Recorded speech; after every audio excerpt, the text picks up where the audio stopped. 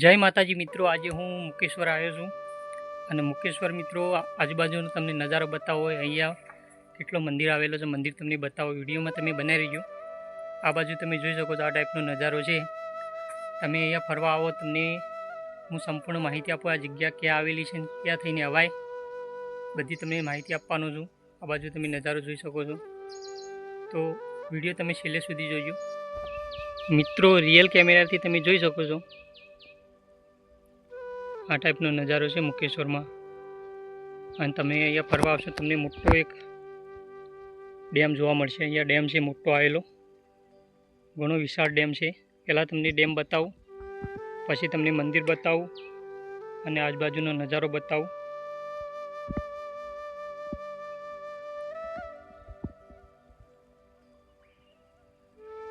જોરદાર જગ્યા છે. અને તમે અત્યારે આવશો, તમને મંદિરમાં જે અંદર ડેમના બાજુ મંદિર આવેલું છે ત્યાં તમને દર્શન કરવા મળશે અત્યારે આવશો તો. બાકી ચોમાસામાં મિત્રો આ જગ્યા ભરાઈ જાય છે, એટલે ચોમાસામાં તમારા બાજુ આવવું હોય તમે અંદર આ મંદિરના દર્શન નહીં કરી શકો. આ જે મંદિર આવેલું છે, જે અંદર તમને બતાવું, આ જગ્યામાં જે આવેલું છે મંદિર, ચોમાસામાં પાણી ભરાઈ જાય છે.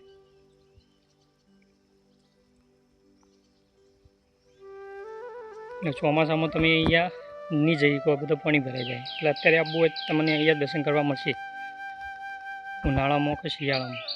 શિયાળામાં હવે પાણી ભરેલું રહે છે.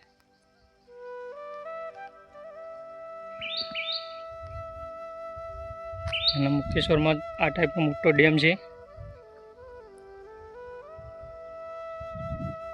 તમે એનું પાણી જોઈ શકો છો, કેટલું બધું પાણી છે. છેક સુધી તમને બધું પાણી જોવા મળશે અહીંયા. મિત્રો મુકેશ્વર તમારે દર્શન કરવા માટે, ફરવા માટે આવવું હોય તો કેરાલ 26 કિલોમીટર, સટલાસણા 25 કિલોમીટર, પાલનપુર થઈને અવાય, વસાઈ થઈને પણ અવાય, વડગામ થઈને અવાય.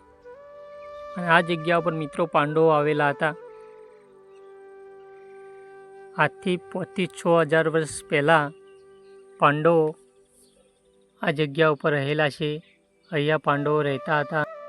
અને અત્યારે મિત્રો અહીંયા મુકેશ્વર ડેમ બની ગયો છે. તમે મહાદેવના મંદિરના દર્શન કરી શકો છો. ઘણું જૂનું મહાદેવનું મંદિર છે અને અહીંયા પાંડવોએ પૂજા કરેલી હશે એવું કહી શકાય. અહીંયા મિત્રો પડવા ગોમ કરીને છે, ત્યાં પડવા ગોમમાં પાંડવોના નામ પરથી પડવા ગોમ પડેલું છે. ત્યાં આપણે જવાનું હતું પણ આપણે ન જઈ શક્યા. પણ આ તમે જુઓ મૂર્તિ, અને આ મૂર્તિ મિત્રો પથ્થરની શિલામાં કોતરેલી આ મૂર્તિ તમે જોઈ શકો છો. ઘણા વર્ષો જૂની મૂર્તિ હશે આરી. જેમ જેમ તમે વિડીયોમાં આગળ જશો તેમ તેમ તમને મજા આવશે. અહીંયા એક થોભલી પણ છે પાંડવોની, એ તમને વિડીયોમાં બતાવવાની છે. તો વિડીયો તમે છેલ્લે સુધી જોજો. અને વિડીયો તમને ગમે તો તમે 5 મિત્રો સાથે શેર કરજો. અહીંયા આજુબાજુ ડુંગરા છે અને પથ્થરમાં મઢીઓ છે. મઢીઓના અંદર મહાદેવનું મંદિર છે. મંદિર મિત્રો વર્ષો જૂનું મંદિર છે, હજારો વર્ષ જૂનું પણ કહી શકાય. અને અહીંયા પાંડવો રહેતા હતા. એ 100% વાત સાચી છે, કારણ કે અહીંયા થોભલી છે. અને થોડી વારમાં હું તમને થોભલી બતાવવાનો છું. વિડીયો તમે આગળ જોતા રહેજો. હવે તમને જે મઢી છે, મઢીના અંદર મહાદેવના દર્શન કરાવું છું. અને અંદર તમે જો પ્રવેશ કરશો તેવા જ તમને મહાદેવના દીવાના દર્શન કરી શકો છો. અહીંયા મહાદેવનો દીવો ચાલુ છે. અને દીવાના દર્શન કર્યા પછી સીધી તમને શિવલિંગના દર્શન કરાવો, તો તમે શિવલિંગના દર્શન કરો. ઘણી પ્રાચીન શિવલિંગ, જે પાંડવ વખતની શિવલિંગ છે એવું કહી શકાય. આ શિવલિંગ પછી તમે જે પથ્થર જુઓ છો એ પથ્થર મિત્રો લાખો વર્ષ જૂનો કહી શકાય, કારણ કે એ વખત આ ડુંગરો હશે, ડુંગરના અંદર આવી મોટી પાંડવો બનાવી હશે. પાંડવો શિવલિંગનું સ્થાપના કરી હશે. અહીંયા તમે માતાજીના ફોટાની છબી પણ જોઈ શકો છો. આ બાજુ તમે વિષ્ણુ ભગવાનનું ચિત્ર દેખાશે, આ બાજુ ગણપતિ દેવનું ચિત્ર, કોઠીઓ તમને દેખાશે. મજા આવી જગ્યા છે, તમે ફરવા આવજો, મહાદેવના દર્શન કરવા આવજો. અને ખરેખર આ બાજુ તમે આવો તમને મજા આવશે એવી જગ્યા છે. તો હવે તમને થોભલી બતાવું. તો જે તમે થોભલી જુઓ છો એ થોભલી પાંડવોએ અહીંયા મૂકી હતી. એવું કહેવામાં આવે છે કે જ્યારે પાંડવો વનવાસ દરમિયાન અહીંયા નીકળ્યા હતા ત્યારે આ થોબલી અહીંયા મૂકી હતી અને થોબલી વાતનું નિશાન તેમને માર્યું હતું કે અહીંયા અમે નીકળ્યા છીએ. આ થોબલી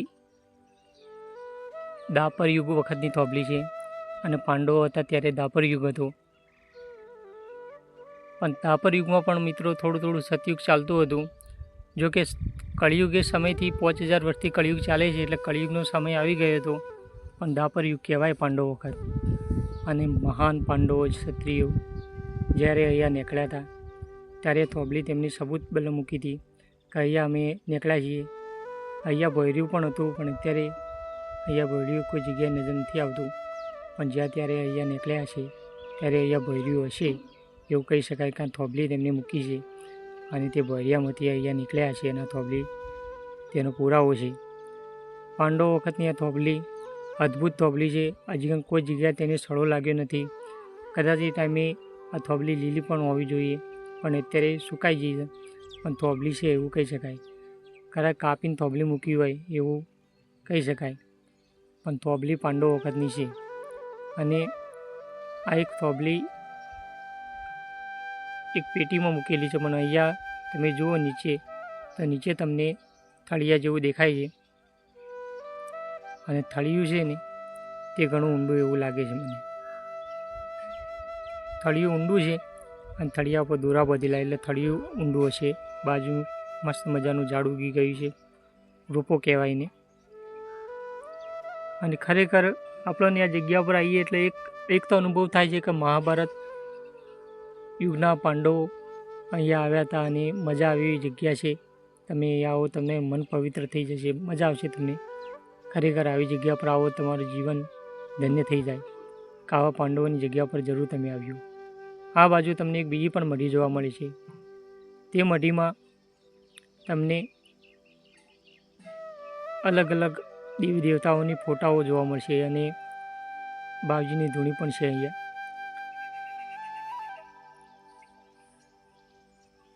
ખરેખર આ મઢી પણ ઘણી મોટી મઢી છે. આટલામાં સોય ભોયર્યું હોવું જોઈએ પણ આપણને ભોયર્યું સોય દેખાણું ના પણ આપણે તમને મઢીઓનો વિડીયો બનાવીને બતાવે. કદાચ હોય ચેકડમ બની ગયો છે એટલે કદાચ ભોયર્યું કદાચ બુરાઈ ગયું હોય અને કદાચ અદૃશ્ય ભોયર્યું હોય. કારણ કે દાપર યુગ વખતનું ભોયર્યું જે વખત ભગવાન શ્રી કૃષ્ણ અને પાંડવો જેવા મહાન વીરો આ ધરતી ઉપર થઈ ગયા હતા તેમને અદૃશ્ય ભોયર્યું કરી નાખ્યું હોય એવું કહી શકાય. પણ ભોયર્યું આપણને કોઈ જગ્યાએ દેખાણું ના પણ તમને આ વિડીયો દ્વારા હું આવું બતાવું છું. અને કોઈક દિવસ આપણને એ ભોયર્યું જડશે તમને બતાવવાનો પ્રયત્ન કરીશું. ખરેખર હું તો અહીંયા આવ્યો તો મને એટલી મજા આવી તો ફરવાની પણ મજા આવી, મહાદેવના દર્શન કરવાની મજા આવી અને આવી સુંદર મજાની મઢીઓ જોવાની મજા આવી. તમે આવો બાજુ આવો તમને મજા આવશે. આ બાજુ મોટા મોટા પગથિયા અને આ પગથિયાથી સીધું નીચે આવવાનું છે અને નીચે આવશો એટલે તમને જે ડેમ છે તેમના છે અદ્ધરની બાજુ તમને આ થોબલી જોવા મળશે. ખરેખર અહીંયા નજારો જોરદાર છે. અને પોડવા ગામ પણ અહીંયા જ આવેલું છે જે પાંડવોના નામ પરથી પોડવા ગામ પડેલું છે. ત્યાં પણ એક જોવા જેવી જગ્યા છે. ત્યાં આપણે જેની વિડીયો બનાવવાનો છે તે વિડીયોની તમે રાહ જોઈજો. અને આ વિડીયો તમે આટલા સુધી જોયો હોય તો ચેનલ ઉપર જોડાજો અને સારી કોમેન્ટ કરીને તમારો પ્રતિભાવ જણાવ્યો. તમારું શું કહેવું છે આ વિડીયોમાં? ખરેખર આવી જગ્યા પર હું આવીને મારું જીવન તો ધન્ય થઈ ગયું. હું તો 2-3 વખત આવેલો છું પણ આ વિડીયો આજે બનાવું છું અને વિડીયોના માધ્યમથી તમને આવું બતાવવાનો પ્રયત્ન કરું છું કે અમારા બાજુ પણ પાંડવો આવ્યા હતા અને પાંડવોએ આવી થોબલી રોકવી હતી. અને આ વાતની સબૂત છે કે અહીંયા એવું કહી શકાય કે ભીમના પગલાં પણ છે. પણ કઈ જગ્યાએ છે આપણે વિડીયોમાં બતાવવાનો પ્રયત્ન કરીશું. બીજો વિડીયો બનાવીને લઈને આવશું. જય માતાજી.